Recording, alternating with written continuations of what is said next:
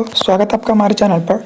BSF RO के regarding में दो तीन चीज़ें, बहुत ऐसी चीज़ें हैं जो बहुत अंडर कन्फ्यूजन क्रिएट कर रहा है। उसमें जो सर्टिफिकेट को लेकर के कास्ट सर्टिफिकेट, खासकर ईडब्ल्यूएस, ओबीसी, एससी और एसटी, ठीक है। अब यहाँ पे देखेंगे ये जो मैं ऑफिशियल नोटिफिकेशन से 4-5 पेज मैंने स्क्रीनशॉट लिया है, जिसको बताना जरूरी है क्योंकि ये चीज़ें बिना आपका डॉट क्लियर हो ही नहीं सकता है। तो बस 5 मिनट का वीडियो ध्यान से सुनते जाइए और पूरी बातों को ध्यान से सुनिए। वीडियो को नॉर्मल मोड में चलाइए और पूरा वीडियो देखिए, तभी आपको क्लियर होगा, वरना आप इधर उधर पूछते रह जाएंगे, पूछते ही रह जाएंगे। फिर देखिए, पहली बात है कि ईडब्ल्यूएस को लेकर के किसी भी तरीके का यहाँ पे उन्होंने फाइनेंशियल ईयर मेंशन नहीं किया।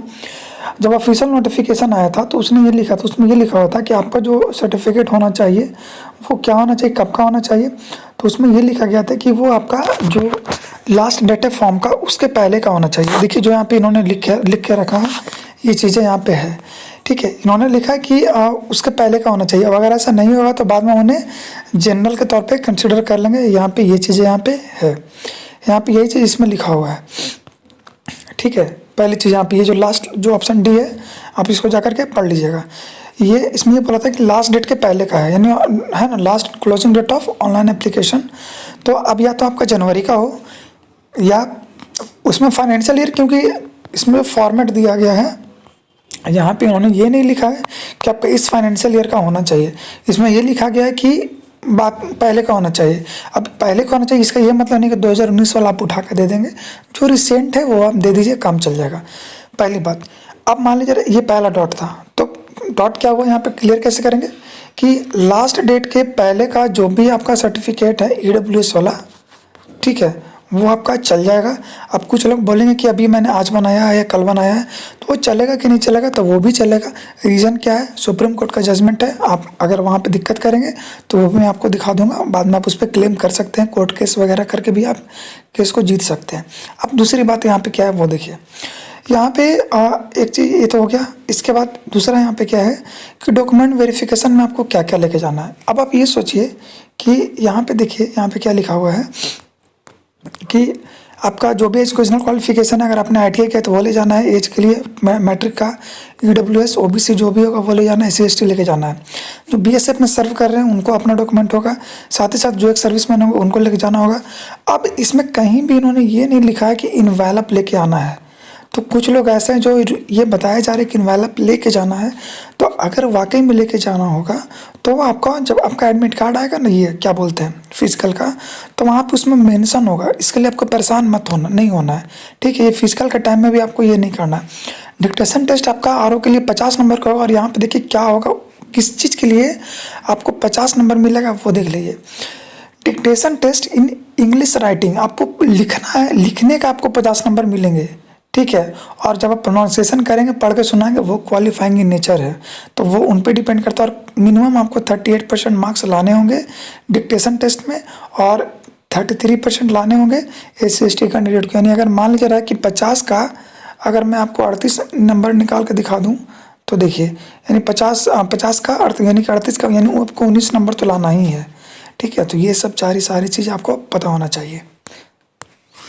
अब देखिए यहाँ पे एक चीज़ और क्या लिखा हुआ है वो देख लीजिए, ये भी लाइन इंपॉर्टेंट है। जो लोग ये बोल रहे थे कि मैं जगह कोर्ट केस कर दूंगा, ये कर दूंगा, वो कर दूंगा, तो इस लाइन को पढ़ लीजिए। यहाँ पे लिखा गया कि request for re evaluation of OMR sheet will not be entertain. मतलब कि अगर आप क्लेम भी करते हैं, यहाँ तक कि आप कोर्ट केस भी जाकर करेंगे, तो भी वो आपका दोबारा नहीं चेक करेंगे कि उन्होंने पहले ही ऑफिशियल नोटिफिकेशन में लिख दिया है। तो अब जिनका रिजल्ट हुआ है वो तो चलिए ठीक है, जिनका नहीं हुआ है फिर वो अब आगे की तैयारी करें, ठीक है। अब यहाँ पे लिखा गया था कि जो भी कैंडिडेट शॉर्ट लिस्टेड होंगे उनको सेकेंड फेज में बुलाया जाएगा। और आपको पता है कि हाइट जो चाहिए 168 चाहिए, ठीक है, 168 सेंटीमीटर चाहिए नॉर्मल मेल के लिए, 80 सेंटीमीटर चेस्ट होना चाहिए।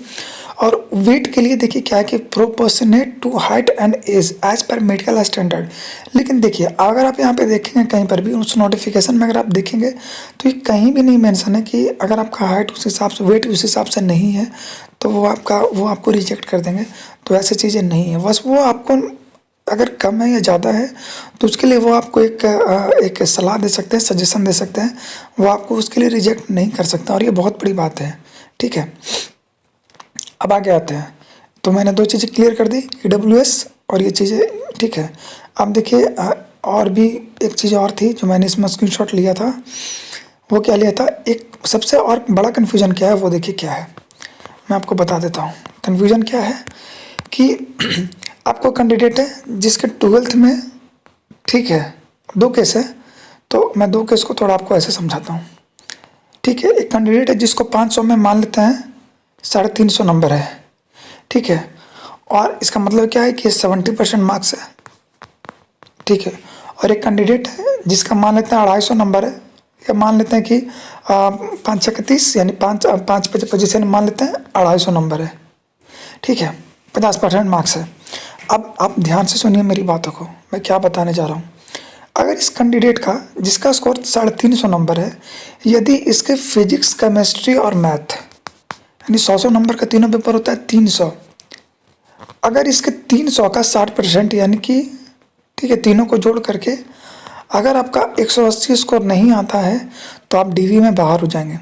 ध्यान से सुनिए, मैंने क्या कहा कि अगर किसी कैंडिडेट के भले ही 12th में फर्स्ट डिवीज़न है, लेकिन फिजिक्स, केमिस्ट्री और मैथ तीनों सब्जेक्ट मिला के जो 300 नंबर का हुआ, 100 नंबर का मैथ, 100 नंबर का केमिस्ट्री, 100 नंबर का फिजिक्स, 300 का 60% 180।